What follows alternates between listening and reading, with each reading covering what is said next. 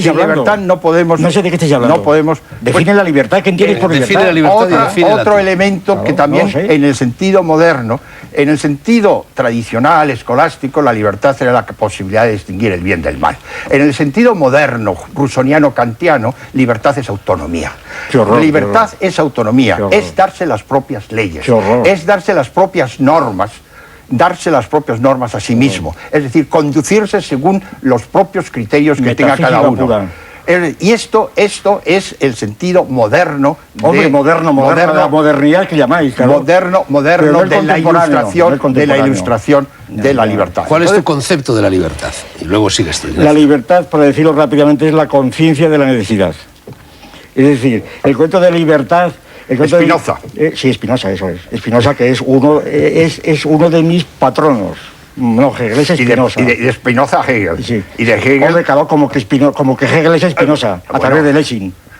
O sea que la línea es clarísima. Bueno, por lo tanto, lo de hegelismo barato es verdad que... Hombre, lo de barato lo dices tú, y yo no creo que sea barato Hegel, vamos, en absoluto. Llamar barato a Hegel, ¿dónde bajas a Alemania sin Hegel? Yo llamo al generalismo en esos términos. Dejémoslo adjetivo, vamos a lo sustantivo. ¿Qué es la libertad? El concepto de libertad es que está sin definir, ¿no? El concepto de libertad. Pues definidlo ahora. Bueno, hombre, hay libertades psicológicas, etológicas, políticas, ¿verdad? El libro de Skinner, Más allá de la libertad y de la dignidad, famosos. Es decir, que es un concepto tan completamente ambiguo y equívoco que hay que definirlo políticamente. Lo hemos definido autonomía. Darme las leyes que yo quiera y no tenga una heteronomía, es decir, autonomía frente a heteronomía. Heteronomía, las leyes vienen de fuera, autonomía, las leyes de Kant. Ese concepto... Eso está en Rousseau, que lo recibe Kant. Claro, Kant. Ese concepto yo no puedo aquí discutirlo porque dedica un libro entero a él, a tratar de demostrar el componente puramente metafísico, casi ingenuo y casi infantil de ese concepto. La autonomía es un concepto que supone la causa sui, es imposible la autonomía, que a mí me recuerda siempre el barón de Münchhausen cuando se tiraba de los propios cabellos, ¿verdad? Es decir, la autonomía es un concepto sin sentido, completamente sin sentido. Porque ¿quién es el autor? ¿Quién es el autor que da las leyes? ¿Quién es el individuo? Imposible. Para el punto de vista ético, sí, pero si el autor que se da sus leyes es una sociedad, una clase social, es el Estado, entonces cambia completamente la libertad. Entonces decir que la autonomía es la capacidad de darse sus propias normas, eso es sencillamente, yo creo que no sabe lo que se dice, no, es una pura fórmula que no tiene sentido ninguno, porque hay que... Sobre la que está basado nuestro sistema democrático. Hombre, teóricamente, porque el sistema democrático está basado en el autor, cuando es el autor es el Estado, por ejemplo, la Constitución española. Que no es el Estado, sino la sociedad. Pero como un individuo se da... Los españoles, es decir, la comunidad de españoles, la comunidad nacional, es la que es el pueblo, el autor. No el Estado, el que... Bueno, eso está muy discutido. Los golpes. Eso fue... perdón. Bueno, menos mala, que también aplaude a la alemana, ¿verdad? Os estáis autoaplaudiendo. Sí, eso es. No, estamos aplaudiendo al otro, ¿no? Según la costumbre alemana. No, nos estamos acercando, ¿verdad? Sí, bien. Nos estamos acercando. No nos arañamos. Sí, no nos arañamos. Quizás si nos acercamos más nos mordemos, pero en fin, es otra cuestión. Bueno, os quedan 10 minutos para morderos, arañaros o simplemente hablar. Que tiene mucha relación con lo que has dicho, tú has sugerido la pregunta, de la libertad anterior al Estado. Yo parto del supuesto... ¿Qué es lo que? Sí, pero yo parto del supuesto de que antes del Estado, otra vez Aristóteles, es el zoon politikon. Y politikon no quiere decir animal social, sino animal que viene en la ciudad, viene en el Estado, viene en la ciudad. Es decir, antes Estado y polis no es lo mismo. Hombre, naturalmente que no. Antes del... Hombre, claro que no es lo mismo, pero tiene una relación histórica de tal naturaleza que el Estado de Atenas, la Constitución ateniense de Pericles, era un Estado. La diferencia fundamental es que en la polis el concepto fundamental es un orden justo. Y el concepto conceptual de Estado es el poder soberano, el poder absoluto. Como distinción básica que hace que Estado... Es una distinción puramente escolástica, de orden justo. ¿Pero qué es el orden justo? Bueno, es el planteamiento... Son cui que tribuere, lo de Gallo, ¿verdad? Cada uno lo suyo. Platón dedicó todo un libro de la República a discutir qué es la justicia. Y no lo resolvió. Efectivamente. Y no se resolvió hasta que eliminamos el problema. El concepto de justicia que tenemos nosotros es el de Gallo, son cui que tribuere. ¿Qué es dar a cada uno lo suyo? Eso no dice nada. En Roma es darle a los terratenientes lo suyo, ¿verdad? Que son los, y a los esclavos, por eso. Entonces, ese concepto no sirve para nada. Entonces, la justicia depende del ordenamiento jurídico que está establecido. Si no pero es que ese concepto de justicia, que es fundamental en el mundo antiguo, desaparece en el moderno, en el concepto de Estado. El Estado, no hay Estado de justicia. No hay Estado de justicia. Eso es inadmisible. Y cuando hay Estado de justicia, cuando hay Estado de justicia es totalitario. Eso es inadmisible. Estado de derecho. Y el derecho no tiene que ver directamente con la justicia. Bueno, eso es tan inadmisible, mi querido amigo, que empezando por San Agustín, niega que el Estado romano sea Estado precisamente porque no admite la justicia. Todo el agustinismo político, toda la Edad Media. Y esa teoría, la vinculación del Estado con la justicia, aparece íntegramente en todas las tradiciones escolásticas, Santo Tomás, Suárez, Vitoria, etcétera. Y rompemos Locke, etcétera. En Hobbes, que es la gran ruptura, el Estado, justicia y derecho no tiene nada que ver. La categoría fundamental del Estado moderno es el poder. Pero esto nos lleva a que...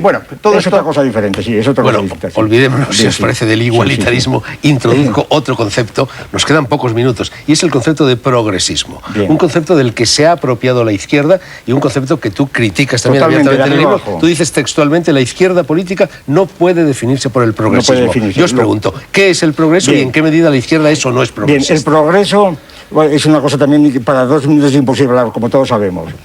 Por ejemplo, yo puedo decir que durante hace 4 o 5 años hemos dado un curso entero sobre el progreso, un seminario amplísimo sobre el progreso, y tenemos que ver.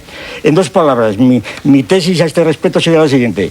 Progreso es un concepto que seguramente, hay muchas opiniones, seguramente se cristaliza en el siglo XVIII, Turgot, Condorcet, etcétera, que es incorporado por Spencer masivamente, que de Spencer pasa a Marx y a Darwin, y que empieza a hacer crisis, pues naturalmente con la Primera Guerra Mundial, ¿verdad? Y Stein tiene un libro famoso sobre el progreso. De manera que la idea de progreso es una idea que en conjunto, a mi juicio, carece de sentido. Se intentó aplicar a la evolución, fue la gran obra del darwinismo progresista, spencerismo en el fondo. Y entonces el progreso, pues no tiene sentido global, como dice algún foro del PSOE, precisamente. El progreso tiene sentido categorialmente, por ejemplo, progreso en velocidad de transportes, no tiene sentido, por ejemplo, en música. ¿Cómo se puede decir que la música de Beethoven es progresiva con respecto a la de Mozart, ¿verdad? O que la de Schoenberg es más progresiva que la de Beethoven? Eso carece completamente de sentido. No tiene sentido en pintura, no tiene sentido prácticamente en todas las artes. Tiene sentido. ¿Y en política qué sentido tiene esto? Hombre, pues depende del criterio de progreso que tomes, naturalmente. Si entiendes por progreso el tener una distribución de renta más justa, pues habrá progreso, por supuesto, en una época que no hay esclavismo, que la hay, por supuesto. Pero progreso hay que definirlo concretamente. Y si se entiende el progreso, como tantas veces se habla, sobre todo en España últimamente, con el motivo del traslado, del trasvase del Ebro hacia el Tajo, de que somos progresistas, decía la izquierda, ese progreso industrial generalmente ha sido patrimonio del capitalismo. Claro que se han hecho los ferrocarriles, el que ha hecho las grandes empresas, que es el que hizo el capitalismo. La gran revolución industrial la hizo la burguesía ascendente y el capitalismo. Y después, en el caso de la Unión Soviética, particularmente, ese progreso, en cierto modo, pues fue aquello tantas veces dicho de industrialización de Rusia y comunismo, ¿no?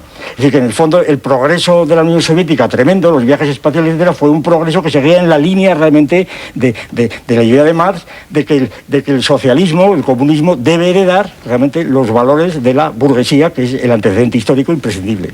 El progreso es una categoría que efectivamente aparece en el siglo XVII y XVIII en la querella de los modernos y los antiguos.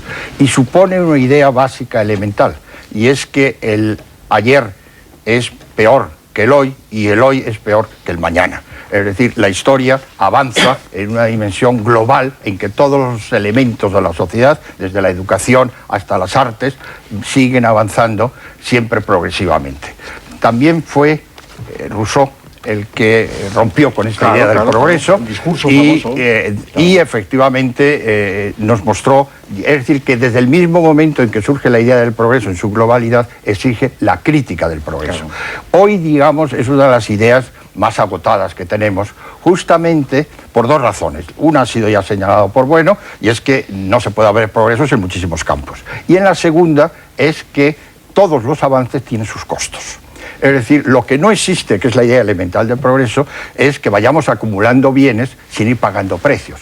hemos aumentado técnicamente, vamos mucho más veloces, vamos en coche, pero vamos a perder la posibilidad de andar, porque ya no sabemos correr. Y cuando uno está en África o en la selva y va acompañado con un negro que es el que le guía, entonces sabe uno lo de subdesarrollado que es un europeo, porque no se sabe orientar, no sabe andar, se cae en cualquier... es decir, el progreso en sus elementos tiene estos, primero, no sirve para todos los campos, y segundo, tiene costes.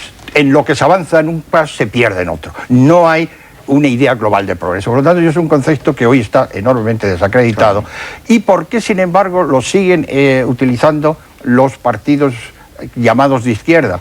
Porque como todavía está más desacreditado el concepto de socialismo, entonces, que yo creo que es por unas razones históricas que había que aclarar, entonces utilizan el de progresista, sí, soy progresista, un eufemismo, que es exactamente para... Y la derecha piensa, pues yo también soy progresista, claro, porque como no quiere decir nada, y entonces estamos en una situación que es algo que efectivamente...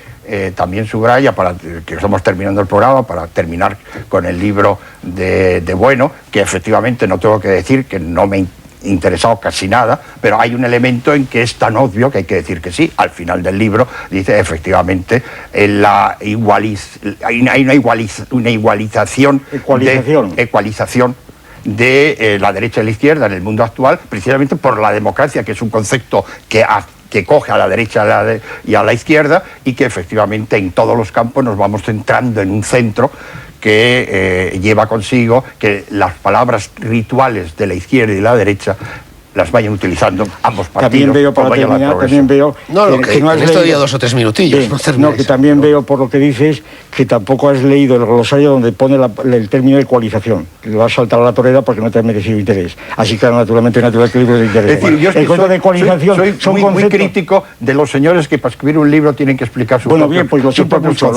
Eres crítico, pero eso es cosa tuya. Esa es una manifestación personal tuya. Enormemente personal. Yo soy crítico, en cambio, al que utiliza palabras sin definirlas. Bueno, estamos otra vez en lo subjetivo, volvamos al objetivo, y lo que yo os propongo es que aprovechemos los ultimísimos minutos del programa para hablar precisamente de esa conclusión que está en tu libro, Gustavo, y a la que ya se ha referido Ignacio Sotelo. Tú vienes a decir al final: las líneas políticas fundamentales de las izquierdas, en plural, y de la derecha democrática, en singular, están borradas en lo esencial. Es decir, tanto derecha como izquierda, esas líneas políticas fundamentales que las separan, sería algo que ya no es propio del siglo XXI. Habla de esto. Bueno, yo... Me permites que empiece porque... Sí, por favor. Has pensado la tesis. Efectivamente, eso es verdad como análisis, y es obvio, y se ha dicho y lo hemos repetido muchos, respecto a los llamados partidos de izquierda, es decir, a los partidos que aspiran a gobernar. Porque lo importante es que las izquierdas tradicionales del siglo XIX no tenían una aspiración directa